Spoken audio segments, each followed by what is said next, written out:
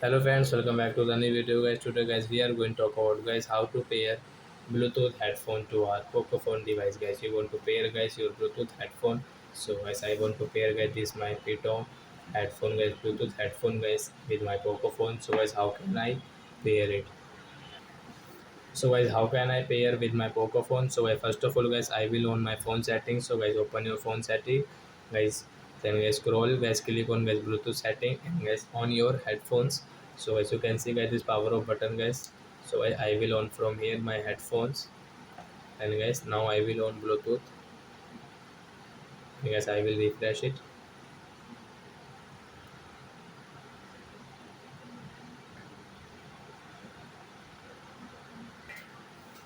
So guys after that guys, after refresh guys, you can see guys your Bluetooth headphone name. So guys you can see guys this Python BT guys my headphone name.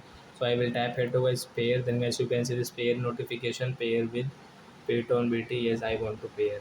So then guys the headphone will pair, and guys you can use guys your headphone while watching movies, listening song, cartoons, whatever you want to watch guys you can watch with your headphones. So I hope friends have understood how to pair Bluetooth headphone.